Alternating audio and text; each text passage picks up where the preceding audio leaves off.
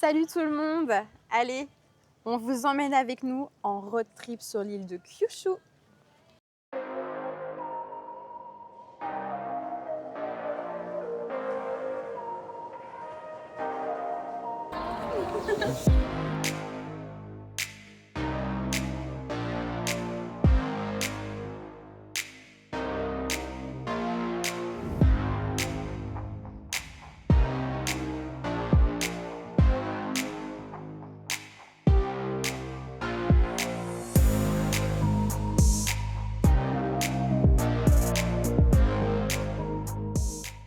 Ça y est, on a notre voiture de location pour 1 mois. Bah écoutez, la prise en main de cette voiture s'est très bien déroulée.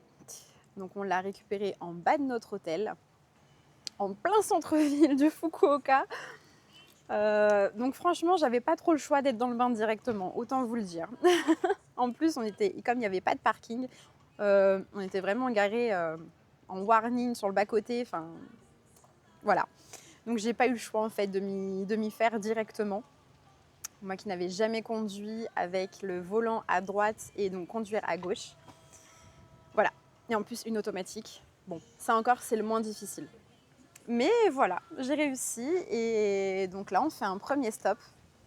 Voilà, on a fait 1 heure de route, donc on est dans le nord, on va dire. On n'est pas très loin de Fukuoka. Je ne sais pas du tout comment va se dérouler ce road trip, on n'a pas vraiment d'itinéraire. Mais ça va être cool, ça va être trop bien. Attendez, je vous montre un peu ma nouvelle voiture. Alors déjà, c'est trop bien parce que on a pu mettre tout notre bazar dans le coffre.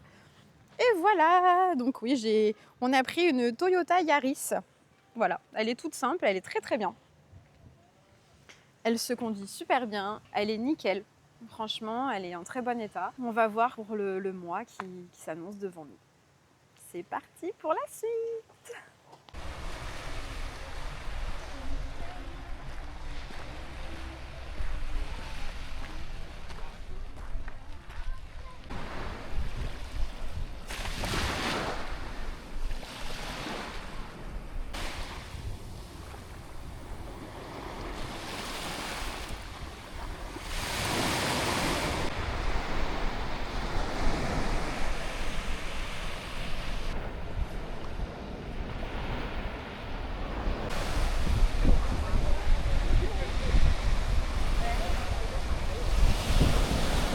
Alors on entend souvent parler du tori dans la mer qu'il y a à Hiroshima, mais comme vous pouvez le voir, il y en a aussi un du coup dans la préfecture de Fukuoka.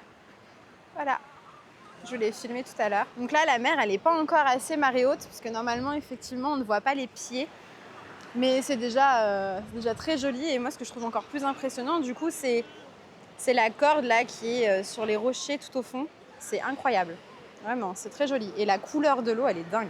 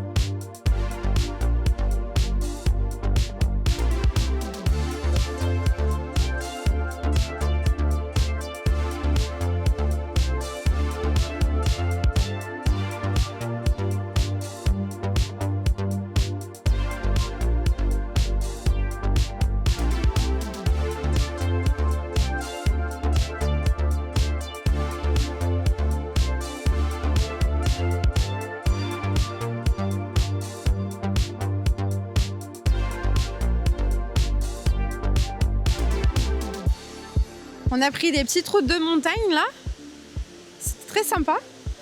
On avait des vues magnifiques. Et là on va voir une cascade. Voilà. Pour changer, une cascade. Non, ça fait un moment qu'on n'a pas vu de cascade, en vrai de vrai.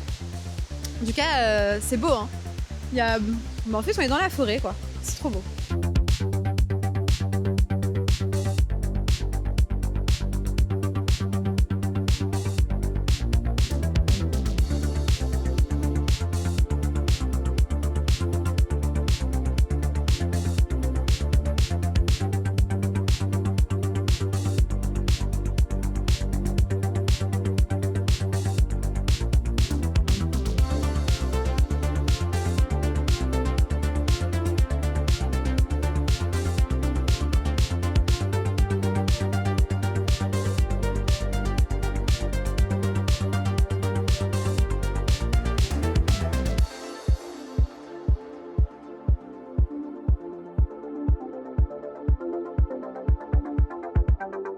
Petit point info du jour. Les roches qui sont derrière moi, et bah donc c'est du basalte. Voilà, c'est tout. Faites ce que vous voulez de cette information-là. Mais voilà, moi je vous la donne.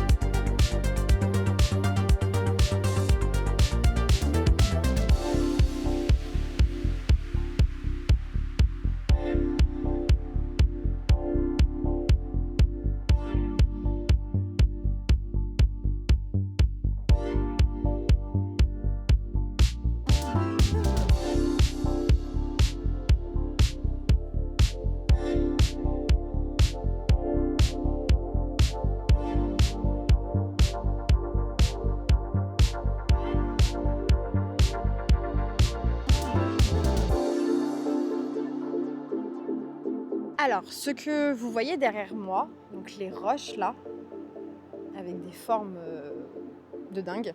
Alors, je vais essayer de vous expliquer ce que c'est assez rapidement. Donc déjà d'une, c'est du magma. Le magma s'est coulé sur la roche qui est refroidie et donc il s'est aussi refroidi au contact de la surface qui est plus froide. Automatiquement, la roche était froide. Lors de sa solidification en basalte, donc il s'est refroidi lentement dans une direction spécifique, ce qui a provoqué sa contraction et sa fracture régulière en forme hexagonale et pentagonale, créant ainsi des joints. C'est pour ça que ça fait des formes en fait. Et ensuite, les joints colonnaires ont fini par être arrachés par la force des vagues, créant ainsi les grottes marines que l'on voit derrière. J'espère que vous allez bien les voir. Et voilà, ça fait des grottes. C'est incroyable. Franchement, ce road trip commence très très fort.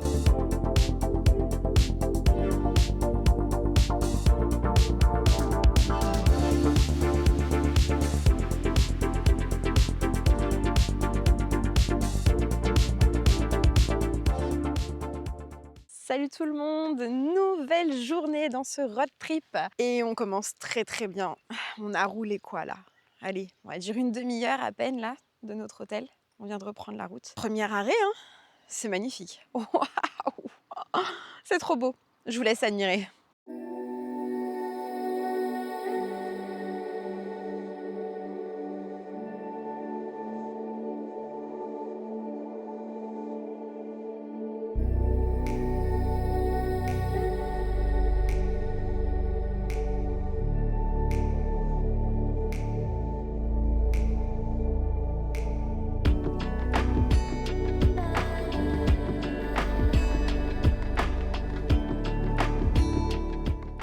On continue la route. On s'arrête dans des points de vue vraiment magnifiques.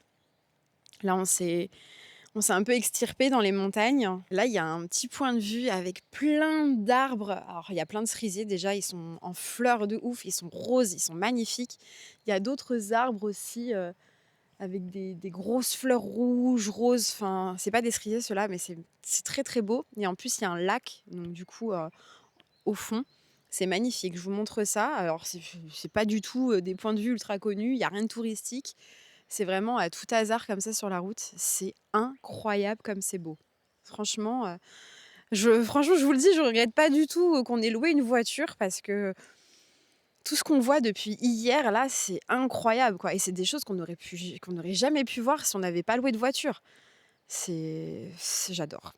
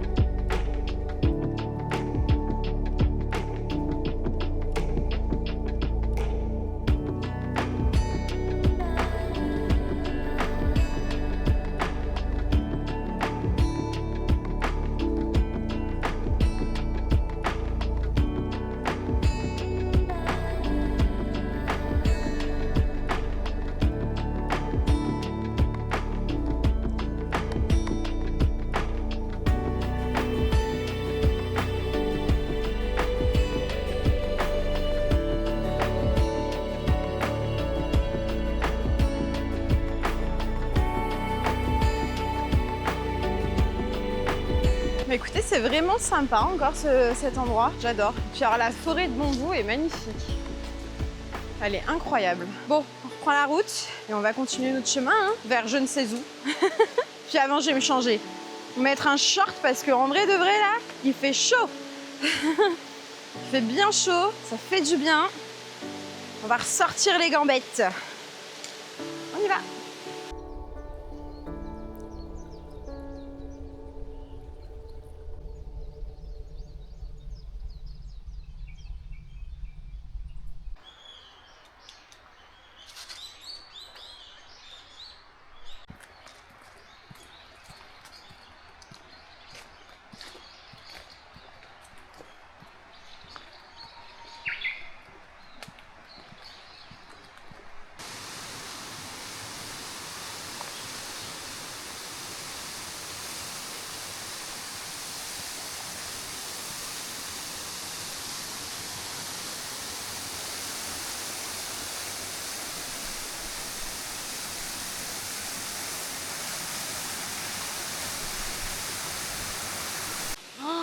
Mais c'est incroyable cette cascade. C'est trop beau. Vraiment, c'est magnifique. Oh, c'est trop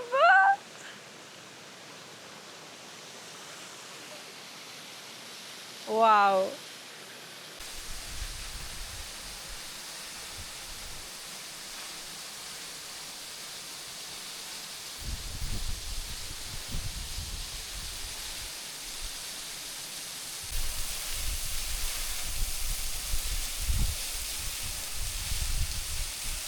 Maintenant, on vous emmène avec nous pour aller voir un village qui a l'air vraiment exceptionnel. Il est entouré de montagnes, on est vraiment dans une vallée. Et ce village a la particularité de produire de la poterie et de la faïence. Donc il y a énormément de faïence partout. Là, il y a un pont qui est super joli, qui est juste en face de moi. Je vais vous le montrer. Mais ça a l'air vraiment, vraiment très joli.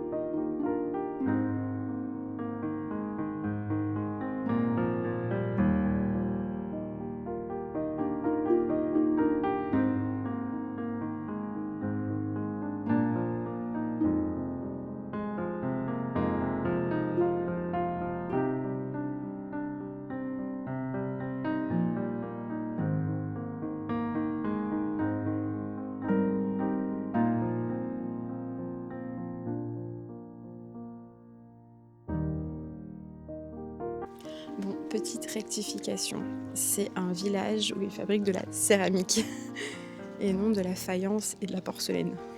Pardon.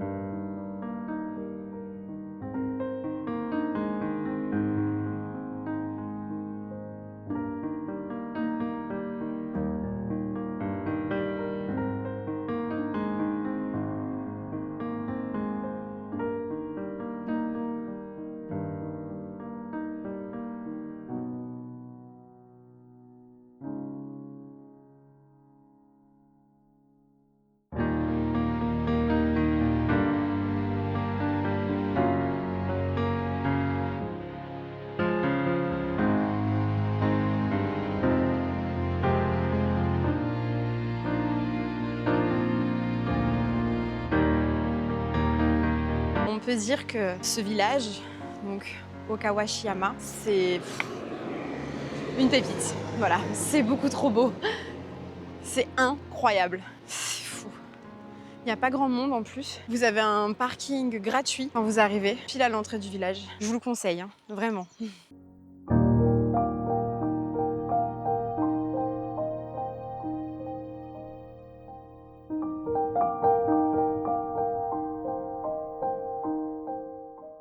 Salut tout le monde, c'est parti pour une nouvelle journée et cette fois-ci on vous emmène à Unzen. Unzen, qu'est-ce que c'est? C'est tout simplement là où il y a un mont, donc il y a un volcan et il y a aussi des sources chaudes et donc on voit de la fumée qui sort de partout. Voilà, franchement c'est la première fois de ma vie que je vais voir ça et autant vous dire que j'ai hâte. Bon, aujourd'hui il fait grand soleil mais par contre il y a une brume, je vous en parle même pas, donc la visibilité est pas ouf. Donc je suis désolée d'avance pour les images qui risquent d'être un petit peu bof. Voilà, allez, c'est parti. Ce sont les onsen, je vais vous dire le nom exact parce que les jikoku. Voilà, jikoku ou jikoku, je ne sais pas comment ça se dit. Donc littéralement, ça se traduit par enfer. Donc ce sont des sources chaudes où on ne peut pas se baigner. Hein. L'eau, elle dépasse les 100 degrés. Et donc c'est de l'eau et de la boue qui bout. Voilà, tout est bouillonnant. C'est parce qu'il y a aussi un volcan. Donc voilà, donc il y a l'odeur d'œuf, un d'œuf pourri. Il faut savoir qu'ici, au XVIIe siècle, c'était un lieu d'exécution pour les chrétiens. Voilà, on exécutait les chrétiens ici. À l'heure d'aujourd'hui, on les contemple juste du regard. Mais c'est assez impressionnant. Franchement, en toute honnêteté, cette odeur d'œuf là, je m'attendais à pire que ça. C'est vrai que souvent, on entend que c'est genre atroce l'odeur. Bon, c'est pas la meilleure odeur qu'il y a sur Terre, mais écoutez, c'est pas la pire non plus, je trouve. On s'y fait. Voilà, on s'y fait.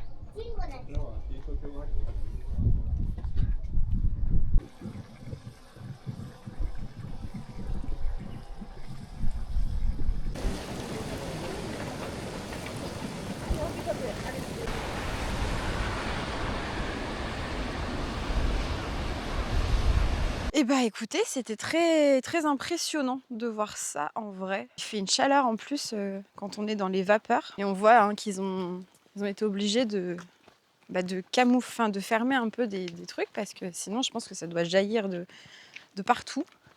Puis pour la sécurité, ils n'ont pas trop le choix je pense. En tout cas, très impressionnant. L'entrée est gratuite. Voilà. Nous on a juste payé là le parking. Et puis voilà, c'est tout.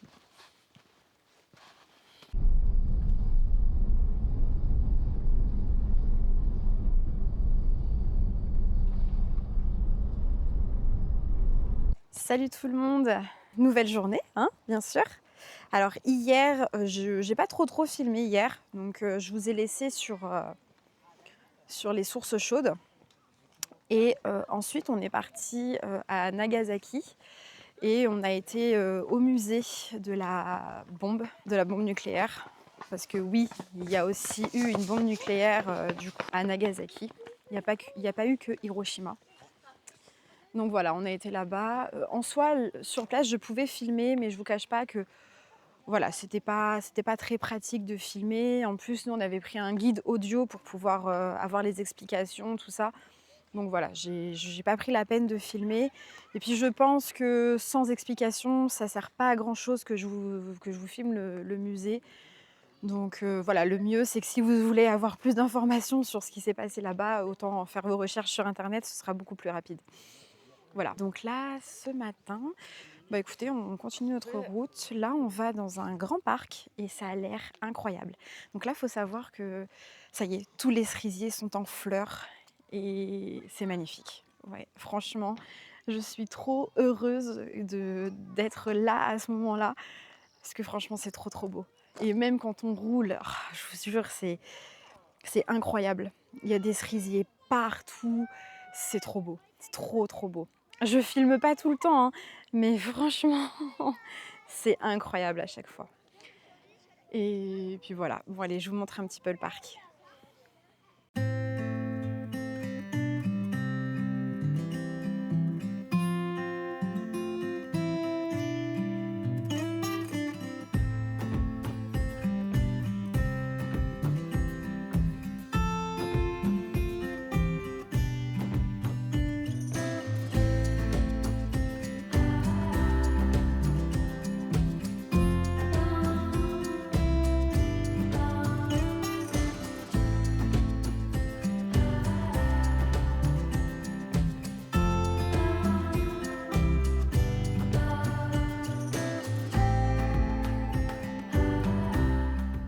On est de retour sur le parking.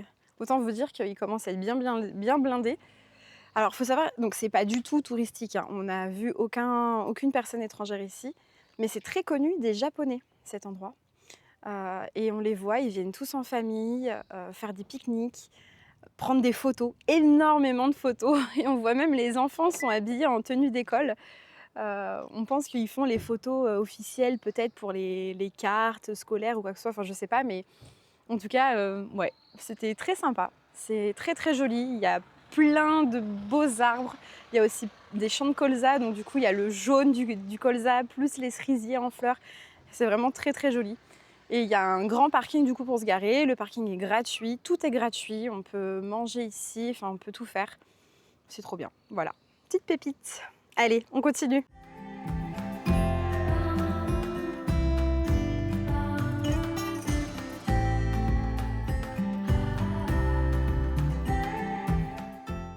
Donc maintenant, on vous emmène avec nous à Todokori Falls. Donc ça a l'air d'être un endroit où il y a plein de cascades, mais franchement ça a l'air exceptionnel. On est tout seul, donc c'est encore mieux. On est vraiment tout seul. Pareil, il y a un parking gratuit, il n'y a rien à payer, il n'y a pas d'entrée payante, il n'y a rien du tout. C'est vraiment en pleine nature. Donc voilà, on va voir ça.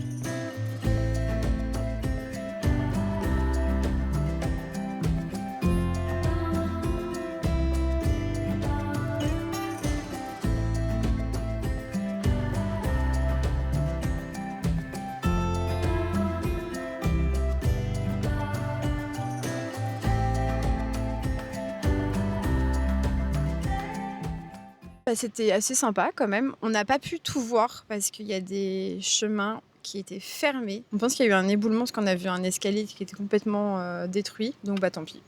On va reprendre la route. Puis voilà, continuer notre chemin. C'est parti. Hors des sentiers battus, on a dit. Hein. Hors des sentiers battus. Bah ouais, carrément, on se fait des randonnées en voiture.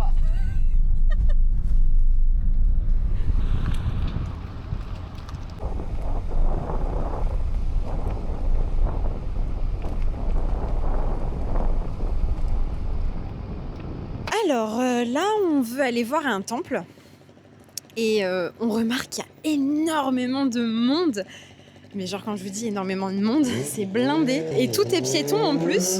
Donc je sais pas, on dirait qu'il y a un événement en plus. Donc ça va être trop cool. Je sens qu'on a trouvé encore une pépite. Je sais pas, on va voir. En tout cas, il y a une longue avenue là. Avec que des cerisiers de chaque côté. C'est magnifique, c'est trop beau.